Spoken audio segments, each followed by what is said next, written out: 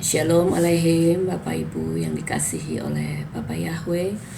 Saya mengucap syukur bahwa pada hari ini menjelang akhir tahun 2023 Bapak Yahweh masih mengasihi dan menyertai kehidupan kita semua, dan mengucap syukur atas segala berkat-berkat yang telah dilimpahkan di dalam kehidupan kita sejak awal tahun hingga menjelang akhir tahun ini. Saya ingin menyaksikan bagaimana Bapak Yahweh mengambil hidup dan jiwa saya untuk mengenal namanya yang maha kudus, nama yang maha mulia, nama benar, nama yang sangat benar, yang selama ini kita tidak ketahui. Saya memulai dengan pada awal pandemi yang lalu, kehidupan kita semua saya rasa mulai terasa untuk semakin mendekat kepada Tuhan. Terutama pada masa-masa itu begitu penyakit yang menyerang yang kita semua tidak tahu apa itu, dan bagaimana kita dilarang untuk hanya boleh tinggal di rumah dan dilarang juga untuk beribadah, sehingga kita melakukan banyak kegiatan di dalam rumah. Dan pada saat itu kehidupan spiritual saya pun semakin mendekat, spiritual quote in quote ya, dalam artian yaitu saya semakin sering berkumpul bersama dengan teman-teman yang memiliki aura atau kemampuan indigo, kemampuan supranatural mereka di atas rata-rata. Dan saya semakin masuk ke dalam lingkungan tersebut karena di sana tidak mempengaruhi iman saya. Saya tetap percaya kepada iman saya yang lama, ayunan Tuhan saya, Arab, nama Bapa saya tetap tidak berubah, karena kita tidak saling mempengaruhi, hanya kita saling mengasah kedalaman batin kita, kedalaman spiritual kita secara roh. Bahkan kami pun melatih astral projection, segala macam hal-hal yang seperti itulah yang kegiatan batin ya. Sampai pada suatu ketika beberapa teman memang sering kalau kita lagi berkumpul tentunya dengan Zoom ya, pada waktu itu juga sudah memakai teknologi. Mereka bilang, "Oh Mbak Ayu, ternyata hebat loh," katanya. Malaikatnya itu yang selalu mengawal dan menjaga adalah malaikat Mikael. Dia selalu mengawal saya katanya, dan aura saya memang levelnya sudah gold, sehingga mereka tahu posisi saya di dalam kelompok tersebut seperti apa. Nah, dengan semakin masa-masa COVID tersebut ya, kita semua kan semakin dibatasi kegiatan, dan kami pun kalau berkumpul kadang-kadang memang tidak Zoom, kami kadang-kadang by astral projection, saling ketemu di satu tempat. Ya, seperti itulah dunia-dunia supranatural. Sampai suatu kali ada satu teman saya yang dia level indigonya udah tinggi banget. Secara umur dia jauh di bawah saya, tetapi secara ilmu supranatural dia jauh di atas saya. Dan dia bilang, "Mbak, nggak boleh sombong loh, walaupun malaikatnya pengawalnya tuh Mikael, karena masih ada yang lebih hebat dari Mikael." Dalam pertemuan itu saya kaget ya, saya dibilang, "Oh Mikael ternyata kalah gitu dengan malaikat yang lain. Masih ada malaikat yang lebih hebat dari Mikael." Karena kalau kita baca kitab suci kita kan, Mikael itu adalah panglima atau jenderalnya Bapak Yahweh ya di Samayim. Jadi tidak ada yang bisa mengalahkan malaikat dia kan. Bahkan fallen angel aja kalah sama dia. Dan itu membuat saya terganggu, sehingga saya mencari tahu. Saya tanya siapa gitu yang bisa ngalahin Mikael. Dia bilang, "Ya cari aja sendiri, cari tahu lah, jangan nanya gitu. Tapi jangan marah," dia bilang. Akhirnya saya memang nggak marah, walaupun kesel tapi saya nggak marah. Ya udah, kita lanjutin pertemuan sampai selesai acara. Kemudian saya mencari tahu siapa sih malaikat yang bisa mengalahkan malaikat Mikael.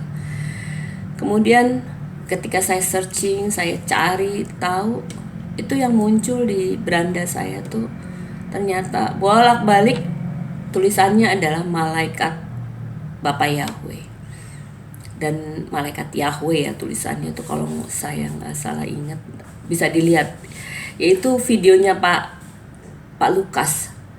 Saya kaget, ini siapa ya malaikat Yahweh, baru dengar saya gitu, karena saya taunya ada malaikat-malaikat lain, tetapi ini nama yang belum pernah saya dengar gitu. Terus saya buka YouTube-nya, saya dengerin dari awal sampai akhir. Terus saya diem merenung dan berpikir, ini benar ya kitab sucinya yang dipakai sama, tapi kok pendetanya pakai baju Ibrani, baju Yahudi gitu. Terus selesai saya dengerin, terus saya tanya kepada kakak saya, kebetulan dia seperti majelis lah gitu ya di gerejanya. Saya tanya, ini sesat nggak sih kalau nyebut-nyebut nama Yahweh gitu? Terus kakak saya bilang, enggak, Yahweh itu kan nama Tuhan kita gitu. Coba deh lu buka Alkitab tuh di bagian belakang di kamus. Nggak sesat. Tapi kalau nggak sesat, kenapa kita nggak panggil Yahweh ya? Kenapa masih manggil nama yang itu gitu? Terus ya udahlah, udah kebiasaan gereja kita kan gitu, pendeta, dan udah memang sinode maunya begitu, ikutin aja. Dan saya nggak berhenti sampai di situ ya. Terus saya dengerin terus, karena udah dibilang tidak sesat dan dia bilang itu aliran mesianik, memang manggilnya begitu ke arah Israel katanya. Karena saya udah tahu bahwa itu tidak sesat, maka saya langsung dengerin terus video-videonya dari Papi ya, dari Pak Lukas. Terus setiap hari saya pelajari sampai kurang lebih 3 bulan ya, saya denger. Sehari itu bisa 3-4 judul saya dengerin untuk meyakinkan, untuk sungguh-sungguh bahwa ini tidak sesat. Dan saya terpukulnya karena ternyata malaikat Mikael kalah sama malaikatnya Bapak Yahweh gitu. Terus sampai kemudian saya tidak ada pemberontakan, tidak ada pertanyaan yang memang saya masuk di akal saya bahwa itu nama bukan nama dari Ibrani, bukan dari Israel, sehingga nama Bapak Yahweh dan nama Yeshua HaMashiach langsung terpatri di hati saya. Saya tidak pernah menolak dan mempertanyakan, tidak pernah mencari dalil-dalil yang menolak nama kudus tersebut. Yang saya bingung kalau saya menceritakan pada teman-teman, pasti ada dalil-dalil ya. Oh, menurut inskripsi ini tetap mempertahankan nama orang, nama Tuhan orang lain yang dia pertahankan. Tapi di saya pada saat itu tidak. Kemudian saya mencari nomor telepon Pak Lukas dan saya minta dibaptis. Tetapi memang tentunya kuasa gelap tidak ingin melepaskan saya, karena saya sudah masuk dalam kelompok mereka. Begitu sulitnya, karena saya belum pernah dibaptis selam, sehingga saya tuh agak bingung bagaimana caranya. Sampai akhirnya saya udah booking hotel, tapi pada saat itu dibilang harus ada surat tanda bilangan binatang. Saya mau masuk ke kolam renang umum, tidak bisa akhirnya. Kemudian rupanya Roh Kudus kasihan ngelihat saya, dan saya diingatkan, coba kamu lihat tuh di marketplace. Akhirnya saya belilah itu tempat batap yang bisa buat untuk berendam, dan saya beli itu. Akhirnya saya baptis di rumah saya sendiri bersama Pak Lukas dengan melalui streaming, dan juga dengan anak saya. Puji Bapak Yahweh. Jadi saya sangat bersyukur, itu adalah satu anugerah yang luar biasa ya, kasih karunia Bapak. Walaupun saya sudah melenceng begitu jauh dari ajaran yang sebenarnya, tetapi karena mungkin saya sudah terpilih oleh Bapak Yahweh untuk mengenal nama Dia yang kudus itu, maka saya ditarik untuk kembali.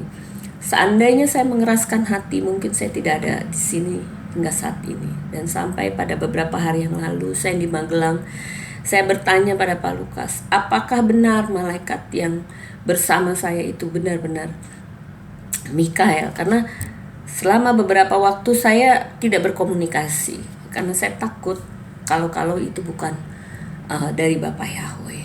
Tapi ternyata menurut Pak Lukas, Bapak Yahweh itu mengasihi semua orang yang percaya dan tidak percaya, dan memberikan kepekaan penglihatan pada orang yang percaya dan tidak percaya kepadanya, sama seperti berkat umum dan berkat khusus.